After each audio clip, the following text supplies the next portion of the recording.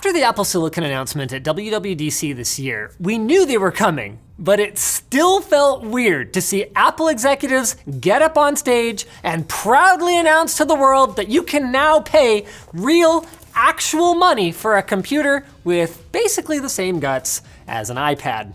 That's right, 3 different machines at 3 different price points, 1 spec sheet. I mean, remember how people thought the iPad was gonna be a portable touchscreen MacBook? Turns out it was opposite day.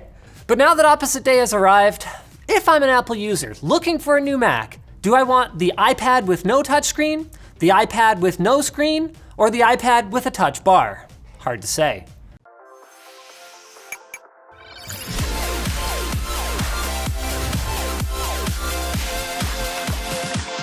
If you've got no idea what Apple Silicon is, it's an ARM CPU, kind of like you'd find in your phone or your smart toaster, but also not. ARM does license their core designs, allowing customers like Samsung or Qualcomm to integrate their own intellectual property, adding, let's say, a more powerful GPU to create a full SoC. But they also offer what's called an architecture license. This allows customers with the engineering chops to pull it off to build off of ARM's technology, using what they want and altering or outright discarding what they don't. The resulting SoC, or system on a chip, will run code compiled for ARM processors, but may have markedly different performance and or power consumption characteristics. It's not quite the same thing, but you can think of it kind of like how Intel and AMD both make x86 compatible processors, but with very different approaches, and in some cases, even different features. On the subject of Intel, after Intel's post-Skylake CPUs failed to meet their expectations, Apple took it upon themselves to be the change they wanted to see in the world. Who wrote this crap? Anthony, did you pull that right out of their slides? Sounds like it does. Anyway, this is a huge move for Apple, but it also isn't unprecedented. Apple was among the 3 founding members of the AIM alliance that developed the power architecture that Mac computers used prior to switching to Intel in the first place. And in fact, most of Apple's history has involved CPUs other than Intel x86. So they've survived this kind of painful transition twice now. What's one more time? The new thing is that they've never really gone it alone before, and there's never really been a direct competitor in PC hardware since the Power days. So everyone was hoping for a big splashy announcement today, and that's what we got. 3 new Macs were announced: the MacBook Air, MacBook Pro 13, and Mac Mini, all powered by the Apple Silicon M1 processor. I guess they really are officially calling it Apple Silicon. I think I'll call it AS for short. The AS M1 processor is Apple's first PC-grade processor and consists of a big little design with 4 fast cores that light up for heavy tasks and 4 power-efficient cores for background and lighter workloads to extend battery life of the new Macs to almost 20 hours, or just lower their power consumption. Virtually everything that makes the Mac a Mac is baked right into one silicon die. CPU cores, GPU cores, I/O, Secure Enclave, and Neural Accelerator, all of which can communicate directly with each other and access the same pool of system memory, which, by the way, is also built in, so RIP after purchase RAM upgrades. Apple claims that this arrangement gives the AS M1 the title of the world's fastest CPU core, but their comparisons all seemed intentionally vague. What exactly is the most popular Windows laptop? Is it a fast one? I kinda doubt it. But an improvement over last gen Macs of up to 3.5 times in CPU speed and up to 6 times in GPU speed, all while using just 10 watts of power, sounds pretty good. Especially because, like the iPad Pro, the MacBook Air is completely fanless, which Apple boasts makes the system fully silent. Although what this costs in chassis surface temperatures or CPU throttling, we don't know. Now, because CPU and wireless connectivity is identical for all 3 new Macs, Apple has got some big claims for MacBook Air performance, including the ability to handle multiple streams of 4K ProRes at a time, which, as Colin over at This Does Not Compute points out, isn't actually all that impressive. Until you remember, it's fanless. As for the MacBook Pro, it's got a fan, and while in many respects it resembles a larger MacBook Air, no. Yeah, that's pretty much what it is. But that's okay, because for your extra $300, you still get a touch bar And with that extra internal space, they were also able to cram a whole lot more battery in there. So even with thermal limitations removed thanks to active cooling, the SM1-based MacBook Pro promises to have even better endurance than the Air. Disappointingly, despite being called Pro, we're stuck with a 720p webcam rather than the 1080p version found in the new iMacs, although Apple claims that they're able to use the advanced image processing that they've developed for iDevices to clean up the image. With so little to differentiate the Air from the Pro now, it'll be interesting to get our hands on them for direct comparison.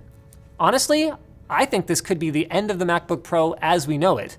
Assuming, of course, that the SM1 CPU is as efficient as Apple claims. As for the new Mac Mini, it looks to be essentially the same computer as Apple's developer transition kit, which we tried and succeeded in getting our hands on, but unfortunately weren't able to do anything with because Apple's legal team smelled blood in the water. So rather than risk legal action against us, or worse, our informant, we sent it back and abandoned the project so we could make more shirts on lttstore.com instead. Hey, nice.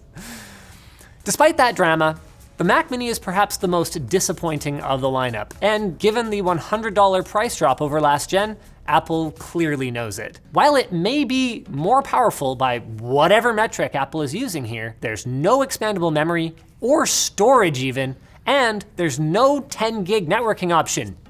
Damn it, Apple! You were doing so well. I even bought like 3 of these things. I guess it could be just down to Apple's M1 processors not having enough I/O bandwidth or something, but as it stands, there's a lot of empty space in the Mac Mini when they probably could have, put an SSD in there, or just put it in something the size of an Apple TV or a smartphone instead. I don't know, at least it has Thunderbolt-ish.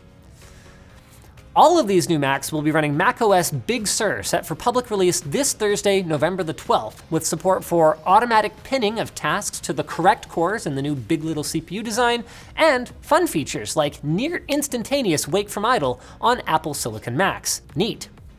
Unfortunately, it also comes with some less neat stuff. While Apple tried to make it sound like Universal Binary 2 had pretty good support out of the gate, which theoretically would allow developers to compile their apps for both ARM and x86 simply, Photoshop, for example, won't be available until 2021, meaning anyone who's running Creative Cloud will probably want to hold off on buying for now, that is, unless they really want to figure out whether or not Rosetta 2 is any good on their work computer.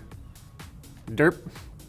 Oh, and additional security measures baked into the operating system reinforce what a lot of open source and independent developers already feared. Apple is moving to lock down their ecosystem even further in the name of security, which means anyone who wants to develop for the Mac will have to either get their software blessed by Apple or convince end users to bypass it. Still, this transition is happening, whether you're ready or not. Apple's holding a lot of cards right now, and compatibility with iOS apps may make this transition easier than the previous two. We've got ours on order already, so make sure that you get subscribed so you don't miss our reviews. Before that though, it's bold prediction time. Number 1, the AS transition works out fine in the end, but these first generation products look pretty rough, and Apple's gonna replace them and sweep them under the rug as quickly as possible, kind of like the iPad 1 and Apple Watch Series 0. Second, Apple will continue to fight right to repair behind the scenes and shred working devices for no reason while posturing as an environmentally friendly company. And third, this video will be brought to you by Squarespace. Thanks to Squarespace for sponsoring today's video. You may have heard of Squarespace. It's an easy way for you to make a website in just minutes. Squarespace is a leader in website design, and their all-in-one platform allows you to do all kinds of stuff. You can even buy domains through them and create email campaigns. With Squarespace, you can make any website, from a personal portfolio to a resume to a fan fiction or even a shopping site. And they've got website analytics tools to help keep track of how your website's doing and find all the weak areas to make sure you have a steady stream of traffic.